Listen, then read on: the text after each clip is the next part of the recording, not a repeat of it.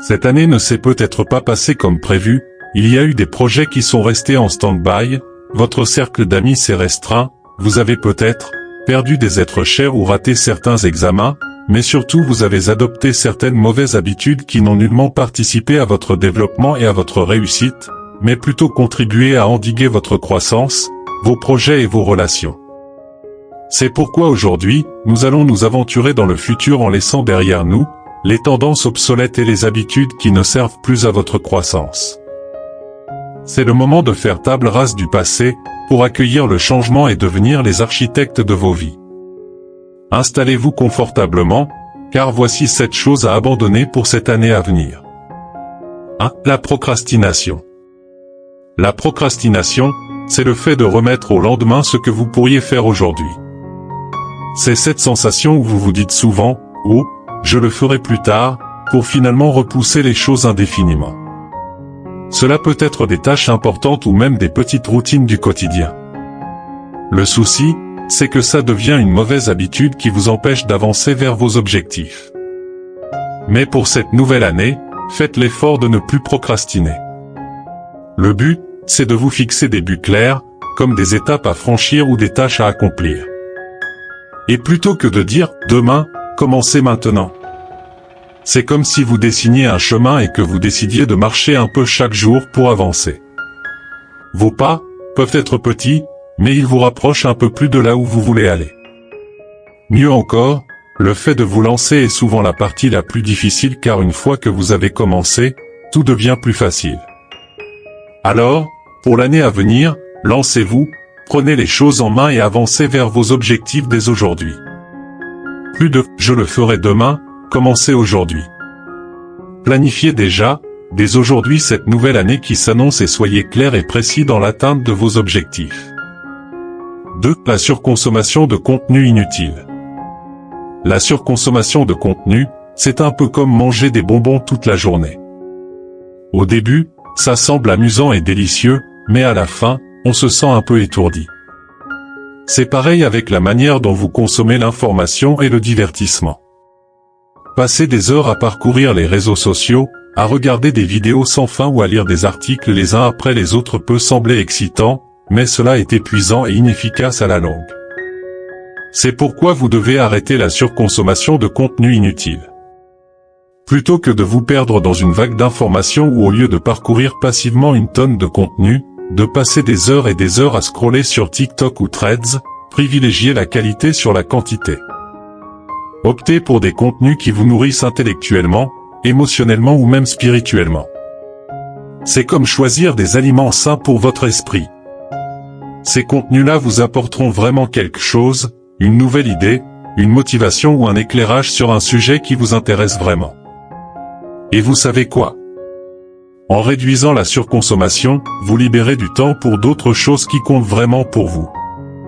En cette nouvelle année, essayez de consommer plus intelligemment, de faire un tri malin dans tout ce que vous consommez, choisissez des contenus qui vous enrichissent et vous inspirent vraiment. Il vaut mieux digérer lentement une petite quantité de contenu de qualité que d'engloutir rapidement une grande quantité de contenu sans valeur, disait Ravikant Naval. Cela vous aidera à avancer vers une vie plus équilibrée et plus épanouissante, mais attention à la dépendance aux écrans, ce qui nous amène au point 3. 3. La dépendance aux écrans. La dépendance aux écrans, c'est se laisser aspirer dans un monde virtuel, un peu comme une bulle où tout semble se dérouler à travers un écran. C'est facile de passer des heures devant nos téléphones, nos tablettes ou nos ordinateurs, à naviguer sur les réseaux sociaux, à jouer à des jeux ou à regarder des séries, sans même s'en rendre compte. Visualisez-vous au milieu d'une foule, où chacun est absorbé par son propre écran. Les interactions se font par message, les moments partagés se réduisent à des emojis, et la réalité autour semble presque s'estomper. C'est souvent l'habitude de ceux qui sont dépendants aux écrans. Toute leur vie pratiquement, se résume en ligne. Ils peuvent être en train de discuter avec des amis en ligne tout en négligeant la conversation avec ceux qui sont physiquement présents à leur côté.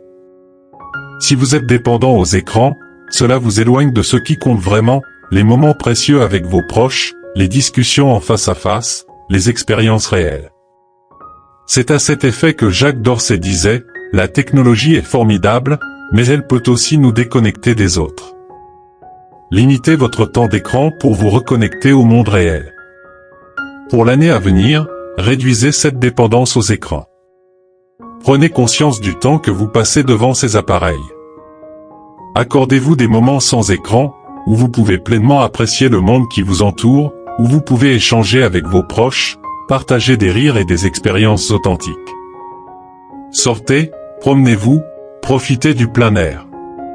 Prenez le temps de vous déconnecter, d'apprécier le monde réel et de passer du temps de qualité avec vos proches. Faites plus attention à eux, à votre famille et à vos amis. Consacrez plus de temps à faire des activités avec vos proches que de passer toute votre journée devant un écran. Faites des activités où vous n'avez pas besoin de votre smartphone pour vous divertir. En prenant conscience de cette dépendance et en cherchant un équilibre, vous pourriez redécouvrir la richesse des interactions réelles, renforcer vos liens avec les autres et faire l'expérience du bonheur partagé. Comme l'a dit Bill Gates, la technologie peut être notre meilleur ami, et la technologie peut aussi être la plus grande bête en même temps. C'est à nous de décider comment nous voulons utiliser la technologie.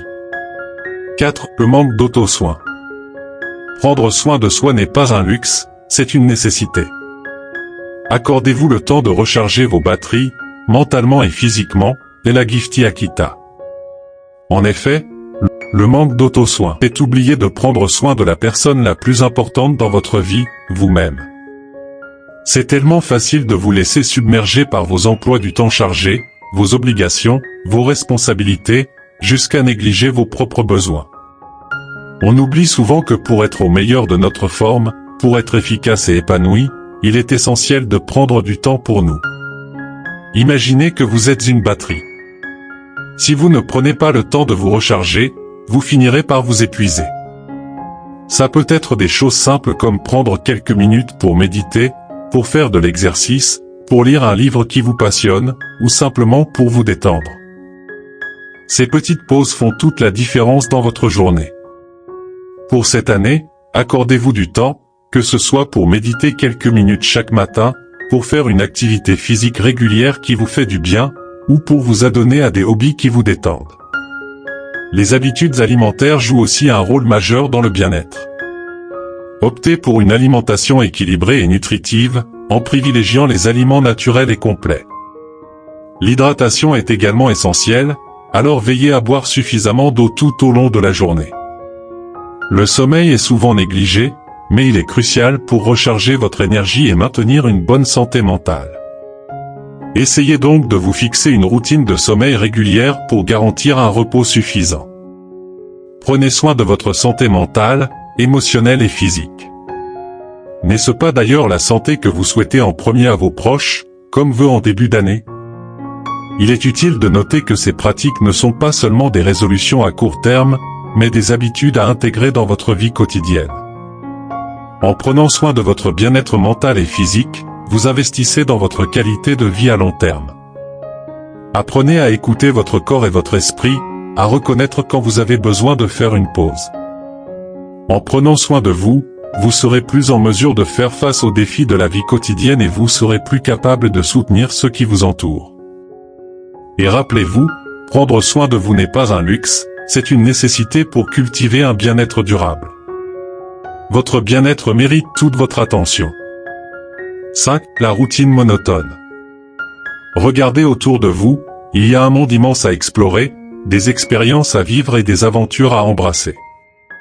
Essayez de nouvelles activités, apprenez à danser, à cuisiner un plat exotique, ou pourquoi pas, à jouer d'un instrument de musique. Ces nouvelles expériences non seulement enrichiront vos vies, mais vous aideront aussi à découvrir des facettes de vous-même que vous n'aviez jamais explorées. Pensez à quelque chose qui vous a toujours intrigué ou que vous avez toujours voulu essayer. Par exemple, la cuisine offre une palette infinie de recettes à découvrir, tandis que la peinture ou le dessin peuvent être des moyens expressifs de laisser libre cours à votre créativité. L'écriture, elle, peut être un outil puissant pour explorer vos pensées et vos idées. Ces passions peuvent être aussi variées que l'apprentissage d'un nouvel instrument de musique, la photographie, le jardinage, la couture ou même la pratique d'un sport ou d'une activité physique que vous n'avez jamais envisagée auparavant. De plus, l'apprentissage de nouvelles compétences peut renforcer votre confiance en vous et vous donner un sentiment de réalisation. Il existe de nombreuses ressources en ligne, des tutoriels, des clubs ou des communautés locales qui peuvent vous aider à démarrer et à progresser dans votre nouvelle passion. En partageant cette expérience avec d'autres personnes avec les mêmes intérêts, vous pouvez également élargir votre cercle social et établir de nouvelles connexions. Faites un pas vers les autres en élargissant votre cercle social. Rencontrez de nouvelles personnes, échangez des idées et créez des liens. Les interactions sociales enrichissantes vous apporteront une nouvelle dynamique à votre vie quotidienne. Il y a tellement de possibilités à explorer. Avez-vous déjà une idée de ce que vous pourriez essayer en premier? En intégrant une activité différente dans votre quotidien, vous offrez à votre esprit de nouvelles perspectives et à votre vie une dimension enrichissante. 6. La vengeance destructrice. Vous avez peut-être gardé rancune envers des personnes tout le long de cette année, et vous souhaitez toujours vous venger coûte que coûte. Comme on dit, la vengeance est un plat qui se mange froid. Mais voyez-vous, la vengeance est destructrice, c'est porter un fardeau qui vous empêche d'avancer. C'est cette envie souvent puissante de rendre l'appareil, lorsque quelqu'un vous a blessé ou vous a causé du tort.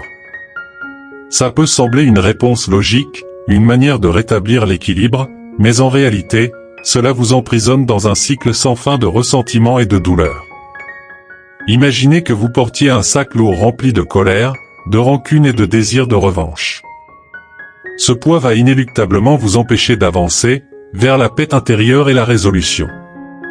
La vengeance semble apporter une forme de justice, mais souvent, elle ne fait que s'ajouter à la douleur initiale.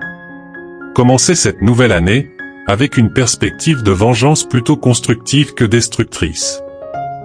Pardonner est énormément difficile, mais c'est plus un acte de libération pour vous-même que pour l'autre qui vous a offensé. Cela ne signifie pas oublier ou excuser les actions blessantes, mais plutôt lâcher prise des émotions vengeresses, pour vous permettre de vous concentrer pleinement sur votre évolution. Concentrez-vous sur votre bien-être plutôt que sur la revanche, votre croissance est même le meilleur moyen de vous venger. Cultivez la compassion envers vous-même et envers ceux qui vous ont blessé, faites la différence. En choisissant le chemin du pardon, vous vous libérez du fardeau du ressentiment et vous ouvrez la voie à la paix intérieure. C'est une manière puissante de prendre le contrôle de votre propre bonheur et de vous libérer des chaînes du passé. Nous avons, à ce sujet, fait une vidéo entièrement dédiée à l'art de la vengeance, vous trouverez le lien de la vidéo à la fin de cette vidéo. 7. L'absence de gratitude. La pratique de la gratitude, c'est un peu comme ouvrir une fenêtre pour laisser entrer la lumière. Chaque jour, prendre un moment pour réfléchir à ce pourquoi vous êtes reconnaissant peut transformer votre perception du monde.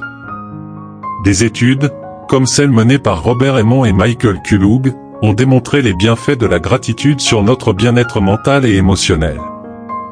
Pratiquer la gratitude régulièrement a été associé à une diminution du stress, à une augmentation du bonheur subjectif et même à une amélioration du sommeil. Cela peut sembler incroyable, mais cet exercice mental a un réel impact sur notre quotidien. La gratitude ne nécessite pas de grands gestes ou d'événements spectaculaires. Elle réside dans la reconnaissance des petites choses qui vous entourent, un sourire chaleureux, un moment de calme, l'appréciation de la beauté de la nature, ou même la reconnaissance d'avoir la chance de pouvoir partager un repas en famille. Pratiquer la gratitude peut se faire de multiples manières. Tenir un journal de gratitude où l'on note chaque jour quelques éléments pour lesquels on est reconnaissant, exprimer votre gratitude verbalement envers les personnes qui comptent pour vous, ou simplement prendre quelques instants de quiétude dans votre journée pour réfléchir à ces moments de gratitude. En intégrant la gratitude dans votre quotidien, vous entraînez votre esprit à se concentrer sur le positif, ce qui va non seulement améliorer votre humeur mais également changer votre façon d'interagir avec le monde qui vous entoure. C'est dans ce sens qu'une citation célèbre de Melody Beattie disait « La gratitude débloque la plénitude de la vie.